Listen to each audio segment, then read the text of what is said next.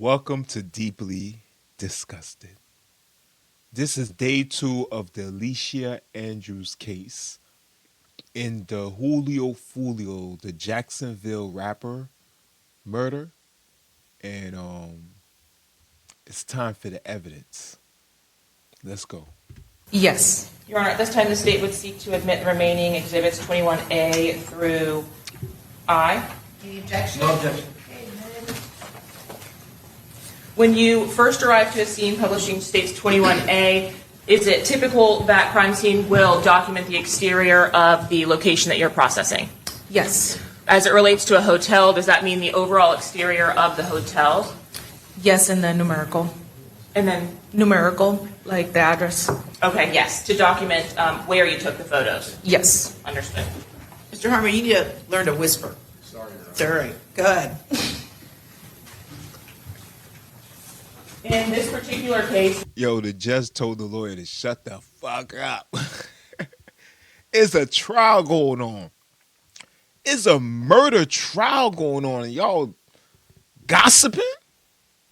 What y'all gossiping, giggling over there? Yo, we need silence because we trying to figure out,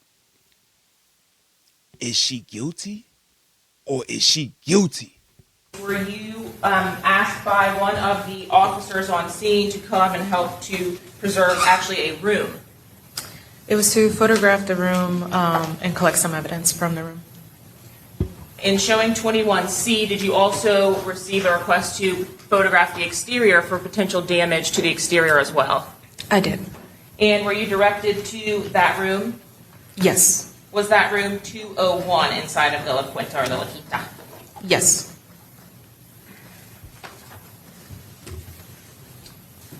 In showing you 21D, is this a close-up that you took on that exterior to document any kind of impact from the exterior of that room? Yes. Did you have an opportunity to enter that room and see whatever it was that the officer asked for you to document as well? Yes. As it relates to your overalls, you also indicated that you will document the specific room, and you did that here again in 21E. That's correct. And in 21F, will you take overalls of the interior of the room as well? Yes. Upon actually going to or locating the site that was represented to you from the officer as having potential evidentiary value, did you find something on one of the beds in the room? Yes. In showing you 21H, can you tell us what that was? There was 2 fragments, one on the bed sheet and then one on the floor. And is that what's indicated here with these yellow markers? Yes. Were those placed by you in taking these photographs? Yes. And Them boys was busting that Fulio military style that it could have injured innocent people that have nothing to do with that nonsense. You got bullet fragments on a bed in a hotel? Come on, man. You could gang bang better than that. looking to 21I, is that what you are referencing here? That's correct. Now, in these, we have some kind of a scale on those yellow markers. In 21J, is this that same object? Yes. Was there a physical object that you were actually able to remove from this marker? Yes. And was that what you've mentioned as the metal fragment? That's correct. Did you do the same in documenting 21K on the floor of that room just under the bed? Or Yes. just near the bed? Yes. Were you also provided from Officer Hansis a baggie with a metal projectile or fragment inside of it? Yes. Did you have an opportunity to also see that item, 21M? Yes.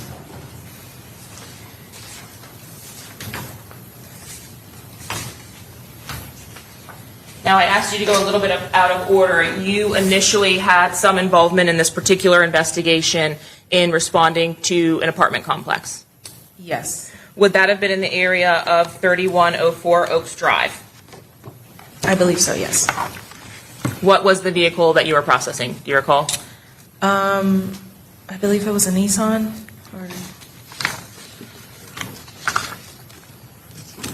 When you got to that scene, what observations did you make and how did you begin to process? I began, there was a vehicle parked in front of the apartment building, and I began by photographing the vehicle first. And then I processed for prints, and then I collected evidence. This particular case, you would have processed that vehicle on the scene. Yes. Okay, so are there some instances or times in which you will process a vehicle at a different location? Yes. And can you explain a little bit about that? Sometimes a vehicle will be sealed at the original scene and then impounded to our impound lot, and then we would process at the impound lot.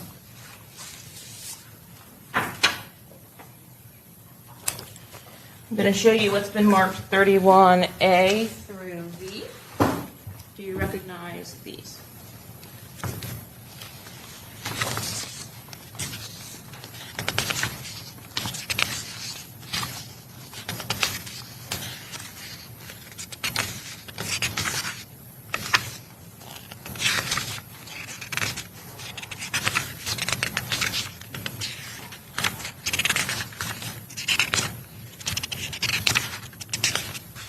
Yes. Are these the photographs that you took from 3104, the apartment complex, excuse me, of the Nissan Altima? Yes. Do you include with your exhibits, or excuse me, with your photographs, a copy of something as your first page typically? Yes, a case summary. Yeah.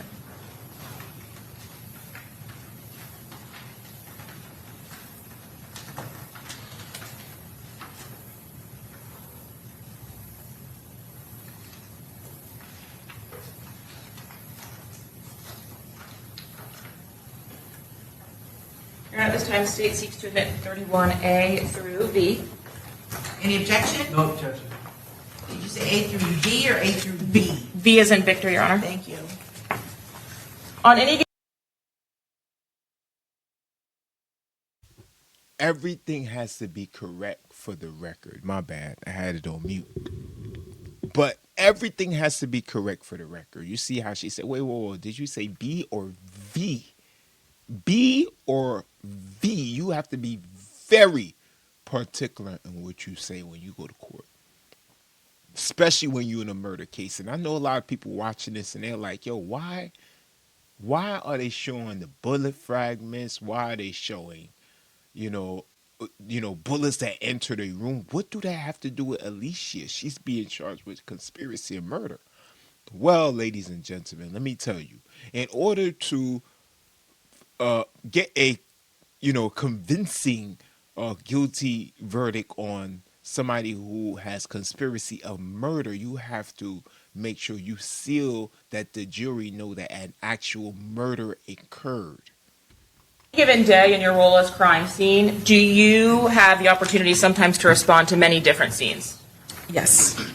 Let's talk about 31A, what we've just talked about, a little summary. Is this what you utilize, at least as the first picture before you start, to give yourself a reminder and to let us know Yes, that's what right. you're photographing? Yeah. Okay. Having had an opportunity to see this summary, is this the set of photographs that you had taken at 3104 Oaks Drive?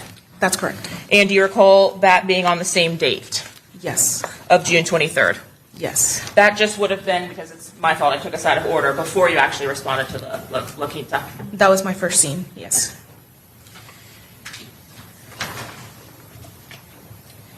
In 31B, is this the vehicle that you responded to process? Yes. Is this as the vehicle was when you arrived? Yes. Did you have an opportunity to access the interior of the vehicle as well to document any potential damage there? I did. In 31C, do you recall what area of the vehicle this would have been? This is the radio screen. And what were you documenting here? Damage, and I believe I collected a fragment from there as well. Would that be 31D?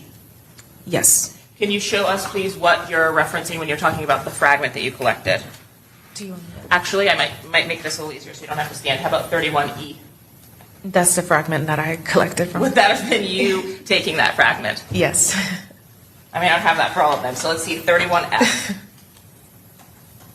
That was damaged, yeah. When you actually respond, are you working with law enforcement that's in charge of the investigation, so the detectives or the other officers, to ascertain at least an overall of what potentially occurred? Yes, Do you make decisions based on your training and experience on what to document or collect and based on what the officers direct you to? yes, Do you receive information from the detectives about documenting specific items, such as this car? yes, 31G, were you able to document another potential impact point inside of that Altima? I did, yeah. Was there anything actually collected from this particular area above the control panel? No, Were there some areas of the seats themselves inside of the vehicle that you were able to document, 31H? yes, And in 31I, did you have an opportunity to document the back of the seat as well as the passenger side? yes, that was more damage. And again, these yellow markers that were placed were the defects that you noted in each of those areas. They really lit that car up. They 3 shooters, 2 with high-powered machines. One decided to just do, he just got a regular old Glock, but it's a semi-automatic. So you can only imagine. That car got so many holes in it, you would have thought the car was a baddie in the back of a strip club. Yes. That's correct. 31J. And I think we talked a little about this, but you take overalls and then closer and closer until you're actually able to get a close-up image of each of the items that you think may have potential.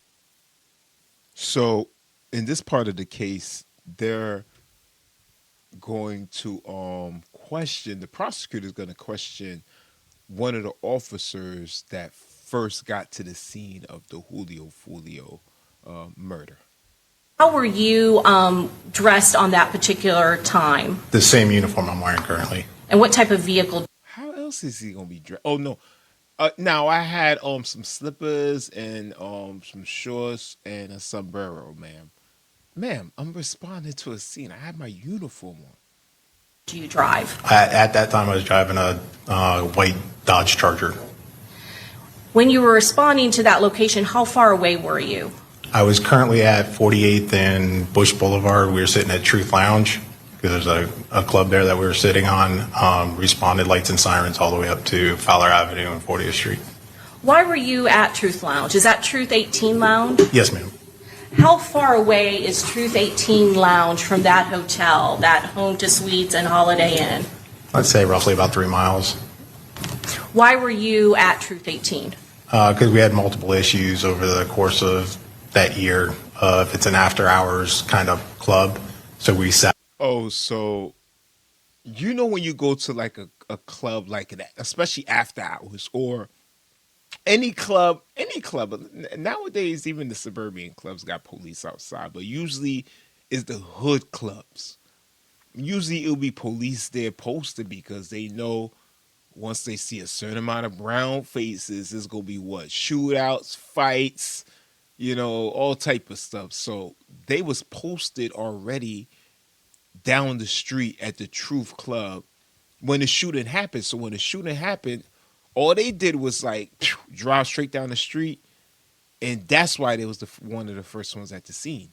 That's why he's actually an important figure of the case. Believe it or not. Out there to stop the people from gathering outside and causing issues. Had you or anyone in your squad gotten any information or intelligence that a rapper by the name of Julio Fulio would be at that club that night? Yes, ma'am. Was that also one of the reasons why you were set up at that particular location? We didn't know he was going there at that current time. We knew he was going to be in the area and he might go to Teasers, which was off of Nebraska Avenue. But truth, we didn't know he was going to until later on. While you were set up at Truth 18, did anything happen at that location at that point? No, ma'am. And you said you responded over to the hotel at 4:40 because in reference to shooting. Is that correct? Yes, ma'am. How long did it take to get from where you were set up at Truth 18 to Home to Suites? Probably roughly maybe 2 minutes. What did you see when you were going to that location? I was responding priority northbound on 40th Avenue towards Fowler Avenue. As I got to the intersection of 40th and Fowler, Home 2 Suites is to my left. I was going to have to make a U-turn in order to go into the hotel. At that point in time, a silver Hyundai came in front of me, basically through the intersection, over the sidewalk, over the curb area, through the bushes, and into the hotel. So at that time, I proceeded after that vehicle. What did you do after that? I followed that vehicle around the south side of Home 2 Suites all the way to the north side to where she stopped the car. They started exiting the car. 2 females and a male exited the vehicle. One of the females was yelling, "Hey, her boyfriend was shot. Check on him. Is he still alive?" So at that point in time, I looked over and saw the other vehicle. What did you see when you saw the other vehicle? I saw the vehicle sitting there, multiple bullet holes through the front windshield, and I also saw one gentleman laying inside the vehicle. What did you do at that point? I ran over to the vehicle to check if there's any signs of life. At that point in time, there was no signs of life. Noticed there was a blood trail running from the vehicle into the hotel.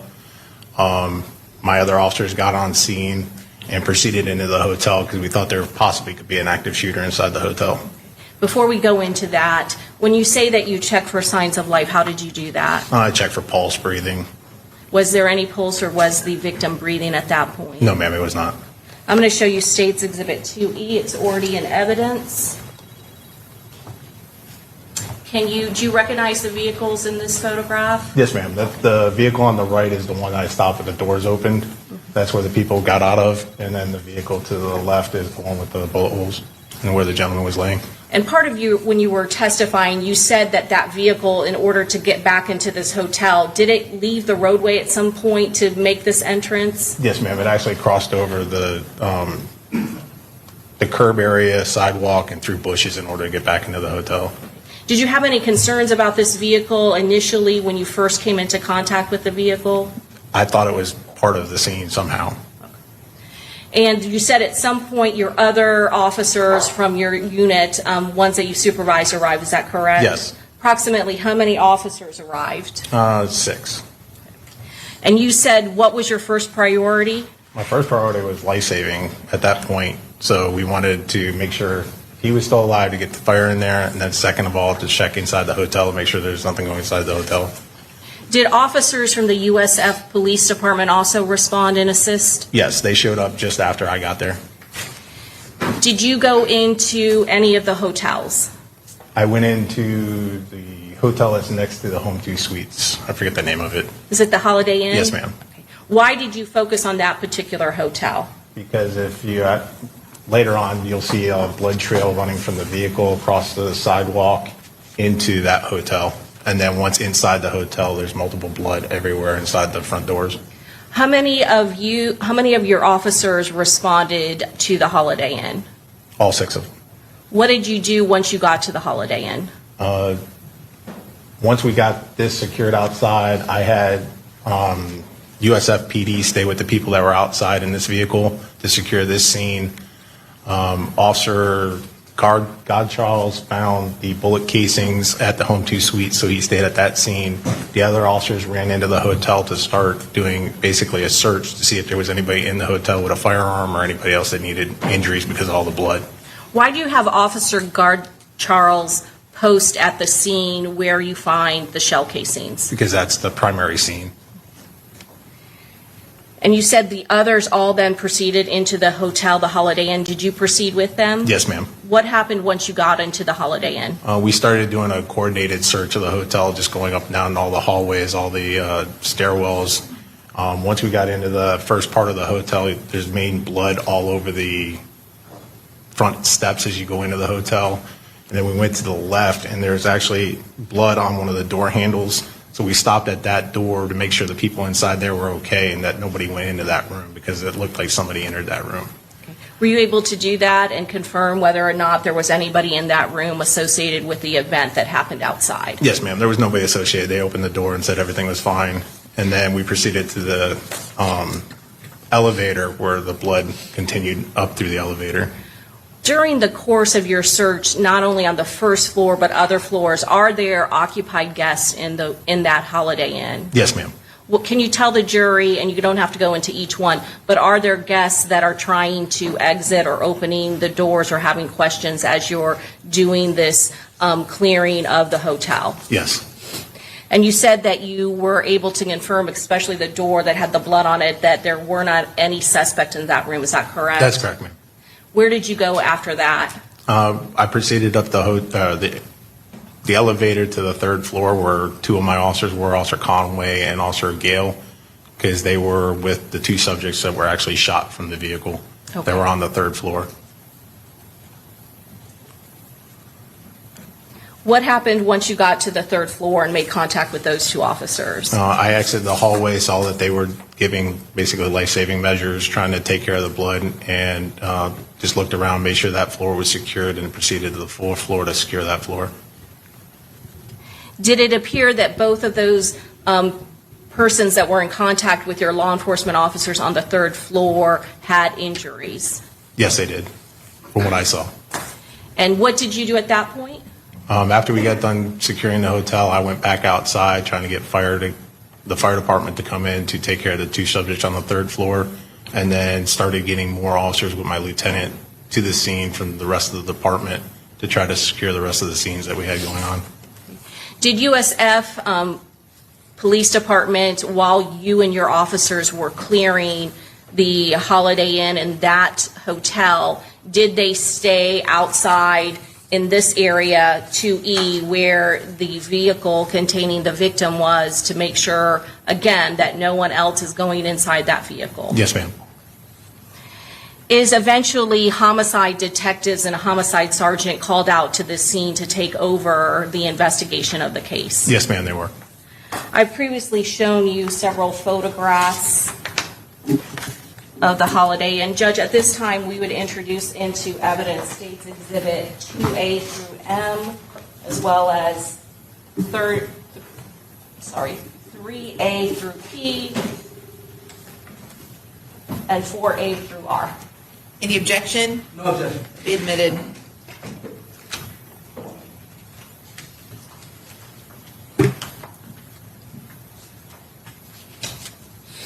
Sergeant Portman, I'm going to start with 2A. Can you tell us, and let me minimize this. If you notice, Alicia attorneys, they don't really object to anything. If you notice, y'all don't notice that? It's just like, nah, we good. We good over here. They just go, you object? Is there any objections? They go, nah, we good. We all right. She's doing her makeup right now. We're very busy over here. This a little bit. What is being depicted in 2A? That's the entrance to the Holiday Inn. That's going to be off, it's facing towards Fowler Avenue. I'm going to go back just to 2E. If you can, and if you need to get down, you can. Can you point out from where the victim's vehicle is, where is kind of the pathway? You said there was some blood that you followed. Can you show us what pathway you and your officers took? Yeah, you'll see a pathway coming out of these doors towards that way, towards the front of the Holiday Inn. Okay. And you can kind of see this brick building in that picture. Is that correct? Yes, ma'am. That's if you go back to the other picture, it's to the right of that vehicle. So the Holiday Inn's actually to the right. Yes, ma'am. So.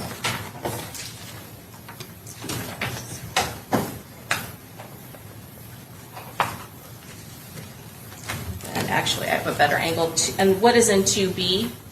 That's going to be the victim's vehicle being shot up, and then the Holiday Inn directly behind it.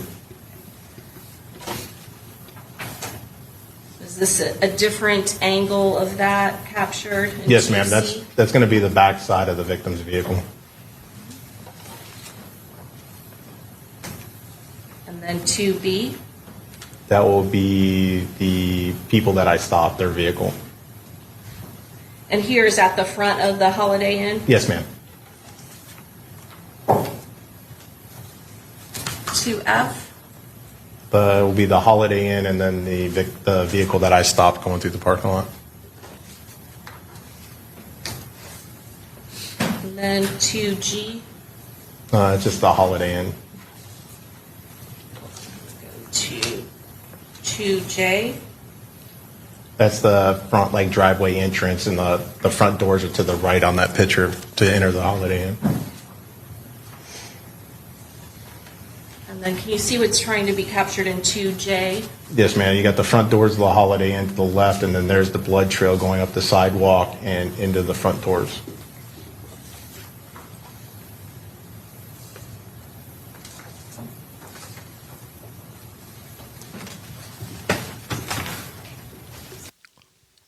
We got to remember, y'all.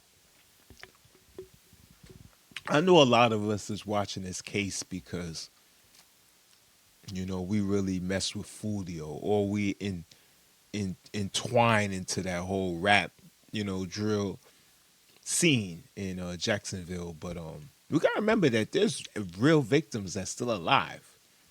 His friends and, you know, all the other the girls that got shot outside, the one that got shot in the arm.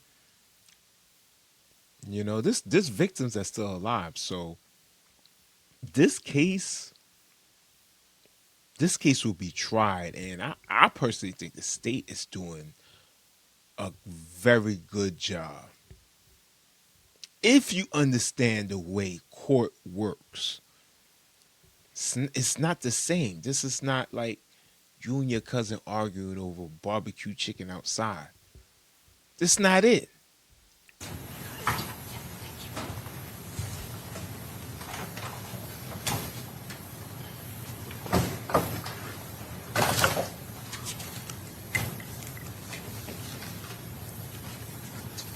And after the homicide unit arrived, did you brief them as to what you and your officers did when you first arrived on scene? Yes, ma'am, I did. Your Honor, at this time, we pass the witness. Okay, cross-examination.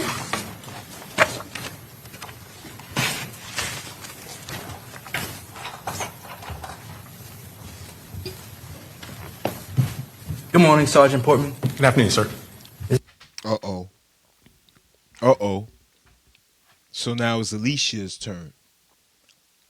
Let's see what this young attorney do. I mean, he seems like he got a lot of energy, but, I mean, show us something. Show us some skills. Come on. Let's go. Is it afternoon? Hands close to it. Okay. Oh, Lord. He don't even know what time it is. Jeez, he says sit down. Oh, man, he messed up already. He even start talking. He don't even know what time it is. In front of the jury. They're looking at him like, yo, are we supposed to listen to this dude? He's not even organized. You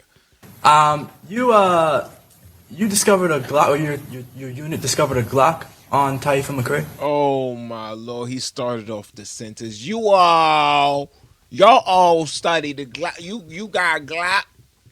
Where you from, bro? Bro, where did this dude get his law degree? Kentucky Fried Chicken?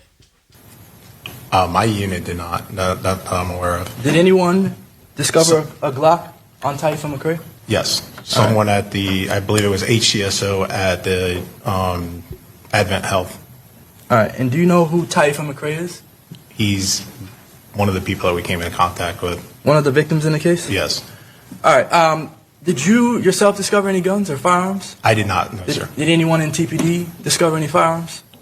Not that I'm aware of. All right. I know the one at the university, or not the university, sorry, the Advent Health, I know there was one there, but I'm not aware of the other ones. The one at Advent Health, is that the same one we were just talking about for McCray? I believe so, Okay, so just one firearm that you know of. that I know of, yes. All right, and you did an initial investigation on the scene of the crime, right?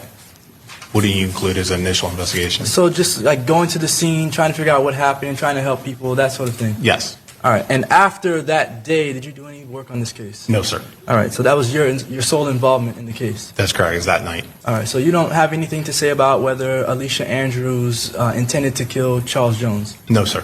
No further questions. Okay, redirect. Just briefly.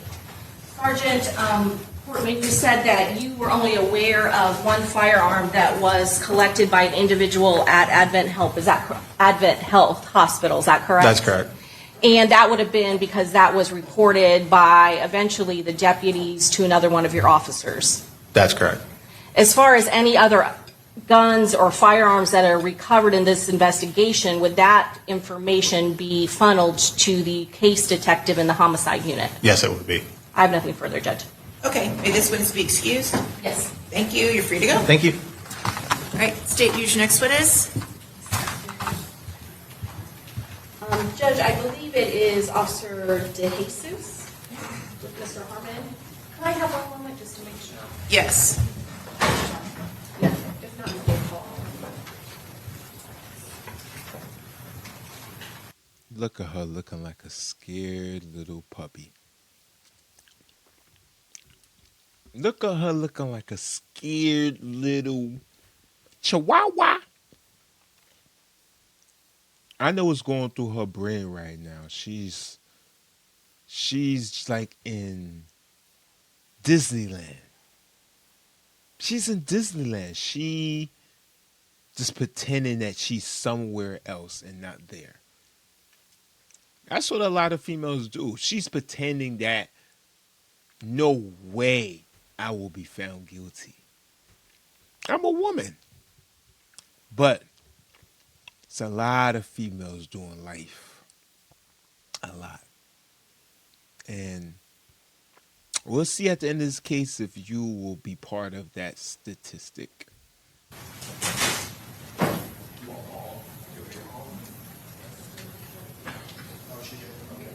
Are you ready on DeJesus? Okay. Officer Bernardo DeJesus.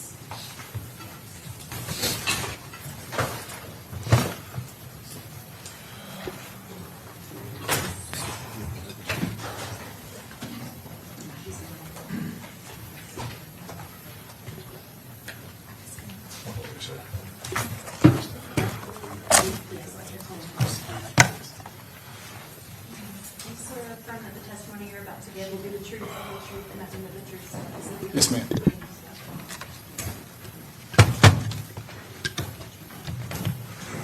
Here you go, Mr. Harmon, you may proceed. Thank you, Your Honor. May it please the court. Good morning.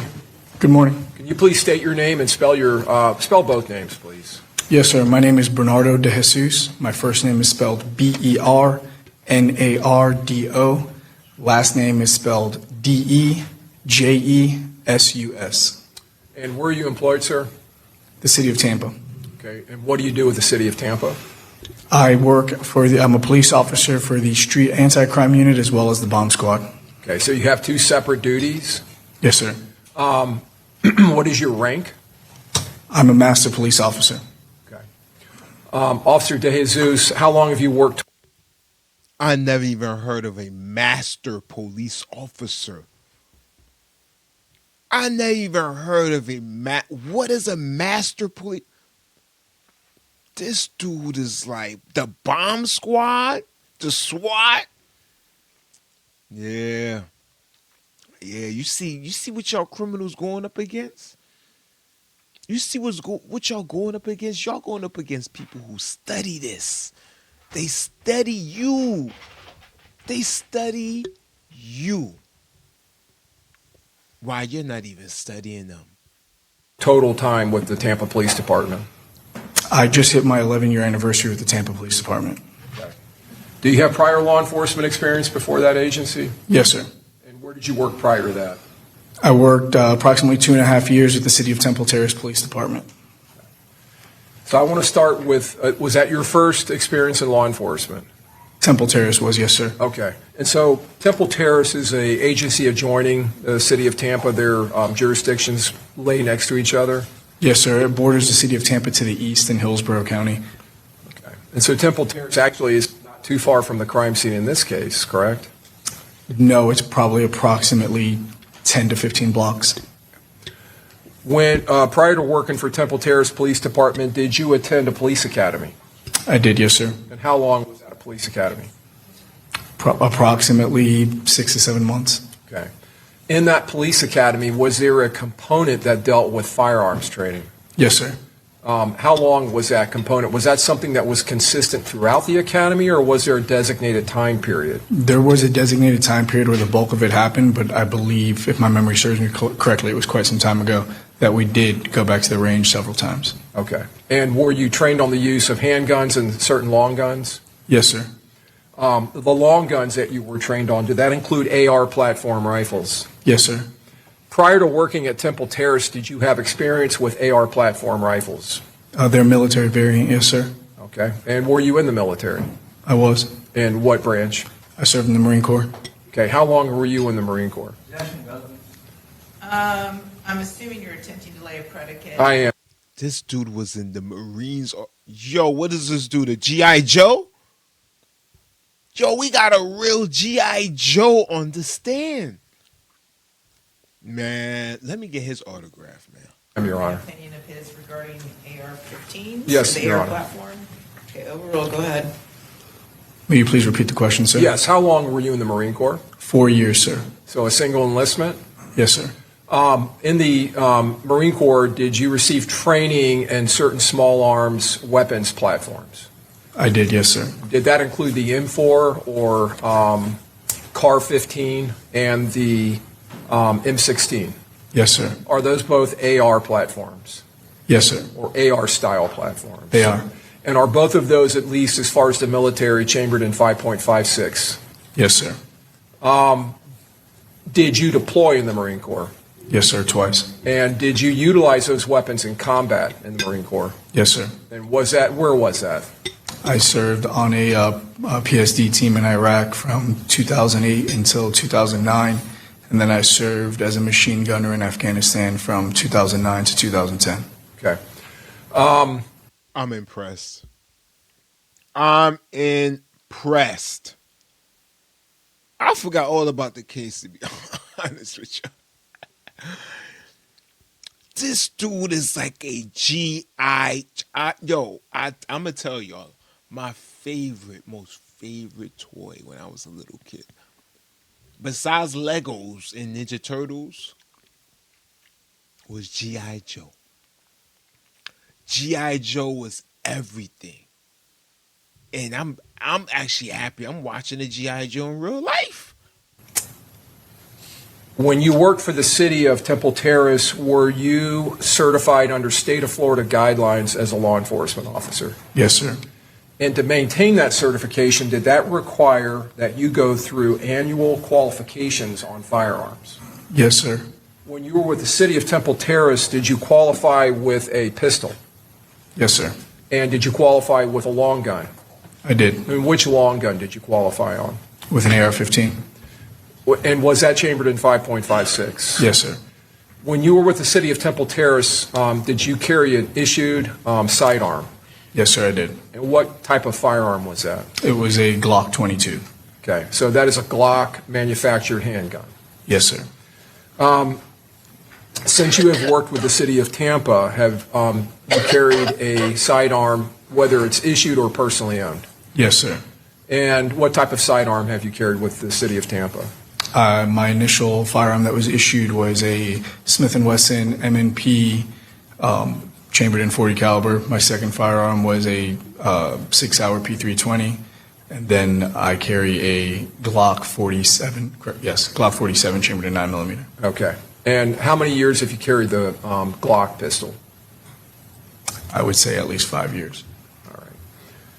Now I want to back up. Outside of the Marine Corps and your law enforcement experience, do you have other experience in your personal life dealing with Glock firearms and AR-style rifles or platforms? Yes, sir. Can you tell the jury about that experience? My other experience with firearms is competitive shooting. Okay. And would that include USPSA competitions? Yes, sir. Would you consider yourself to be a firearms enthusiast? Yes, sir. Pursuant to your competitions in your personal life, do you train? Yes, sir. And is that frequent? As frequent as I can, sir, yes. Okay. And is that something that you have to do to stay competitive in those types of competitions? I would argue competitive and proficient for my job. And Do not get into a shootout with a man like this. I repeat, you see when y'all criminals turn around and start shooting at police? These are the guys that are shooting at you. You heard what he just say. Proficient is the key. You don't fuck around and get your bullet in your ass. You mess around with him. Do you also compete and stay proficient in those competitions because that translates, like you just said, to being proficient as far as a police officer with your handgun? Yes, sir. Have you paid for and attended personally, paid out of your pocket, paid for firearms classes? Yes, sir. And have that included training where you're working with high-level, national-level handgun competitors? Yes, sir. Annually, how many rounds do you fire through Glock platforms? I would say at least 10,000 rounds. And have you maintained that rate of use of a Glock firearm over the last several years? Yes, sir. Do you maintain familiarity with the firearms community and the firearms industry? To the best of my ability, yes, sir. Are you familiar with the AR platform and its common chamberings? Yes, sir. Are you familiar with, you've talked about the 5.56 round, are you familiar with the 300 blackout round? I am. Is that a common chambering in in an AR-15 platform? Not as common as 5.56, but it is a semi-common chambering. Okay. Are you familiar with companies that manufacture components for AR-15 rifles, such as Magpul? That is used to collect brass prior to it hitting the ground. Okay. So are there brass catchers that are manufactured and produced for attachment to an AR-style rifle? Yes. So they're designed to catch the casings as they're coming out? Yes, sir. Into a mesh-type bag, basically? Yes. Okay. Are you familiar with the term Glock switch? I am. Okay. And what is a Glock switch? A Glock switch is an aftermarket piece that can replace the back plate on a Glock pistol, which allows the user to fire it in fully automatic or select fire. Okay. Now, your familiarity with that, is that something you've become familiar with through your job as a police officer? Yes, sir. And also through following the firearms industry? Yes. Okay. Now, converting a Glock handgun with a switch to becoming a fully automatic weapon, is that legal? Not without the proper documentation from the ATF. Okay. And if you don't have that proper documentation, that is a federal criminal offense, isn't it? Let's sustain the objection at this point. Okay. Is that a device that the Glock company endorses for enthusiasts in the United States? No, Glock has their own version of a fully automatic handgun. Okay. And that's a regulated handgun? Yes, sir. A Class 3 regulated, fully automatic handgun? Yes, sir. It's a Glock 18. Okay. So that's not a gun that someone can walk into a gun store and buy without having the proper paperwork that they've obtained through the federal government? Correct. I want to call your attention to June 23rd of 2024. What was your assignment at that time in the Tampa Police Department? I was a member of the District 2 Day Shift Street Anti-Crime Squad. Okay. And when you were en route to work that,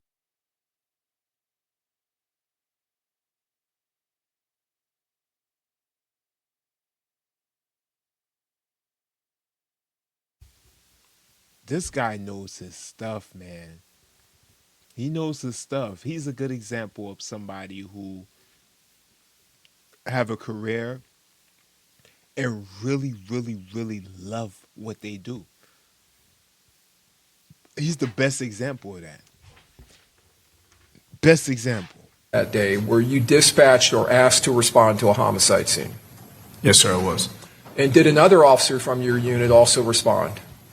Yes, And is his last name also De Jesus? it is. Any relationship? None. And what's his first name? Patrick. Okay. So you and Officer Patrick De Jesus respond to this homicide scene. Is that located near the University of South Florida? Yes, sir, it's to the south on Fowler Avenue. Is that a hotel complex at McKinley and Fowler. Yes, sir, it is.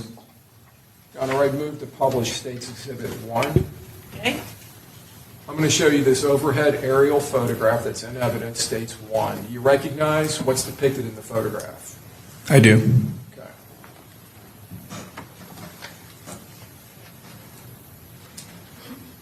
When you responded, if you can just tell me where you first responded to, and then I will try to point it out on here from your description. Obviously, there was a lot of there were officers on scene already, so real estate was a little bit limited for parking. We parked our vehicle. If you look at the building that's parallel to the roadway, which is Fowler Avenue, we parked on the grass closest to the roadway in front of that structure. Would that be this area here? Roughly, yes, sir. Okay. And did Officer Patrick DeJesus, did he also park his vehicle there? Yeah, we rode together. Oh, you rode together? Okay. Yes, sir. I didn't realize that. All right. When you arrived, did you make contact, first of all, with other officers on that scene? Yes, sir. And you indicated there were other officers. Did that include uniformed officers? Yes, sir. And did they have control and command of that scene at that point? Yes, sir. Was there a crime scene tape either up or being put up? Yes, sir. Did you observe a motor vehicle generally in this area here that appeared to have damage to it? I did, yes, sir. As I documented in my report, I observed a black four-door Dodge Charger in that area. Okay. And did you get close enough to it to see the damage? Yes, sir. All right. Are you familiar with that type of damage? Have you seen that before? Yes, sir. And what kind of damage was there to that car? There were bullet shots throughout the front of the vehicle. Okay. So bullet impacts or projectile impacts? Yes, sir. Did you get close enough to the car? Did you go close enough to it to see its contents? I could see its contents, yes, sir. All right. Could you see there was a deceased body in the car? Yes, sir, I could. And was that brought to your attention by other officers in the scene? Yes, sir. Prior to my arrival, I was made aware by my supervisor that I was responding to a homicide scene. Okay. Now, did you end up coming into contact with some civilian witnesses maybe up here in this area? I did. And did that include Armani Turner and a young woman with the last name of Randolph? Yes, sir. And a Robert Howard? Yes, sir. And did you briefly speak with them and obtain what is known as pedigree information? Yes, sir. I spoke very briefly to them. As you said, I got their pedigree information, just trying to assist any way I can, getting names or date of births, addresses, just information where potential witnesses could be contacted later. Okay. And did you note that they were not from the city of Tampa or the Tampa Bay area? Yes, sir. I did think it was quite odd that everybody that was still on scene had Jacksonville addresses. And was it brought to your attention that the deceased person was an individual named Charles Jones? Yes. And that he was also from Jacksonville? Yes, sir.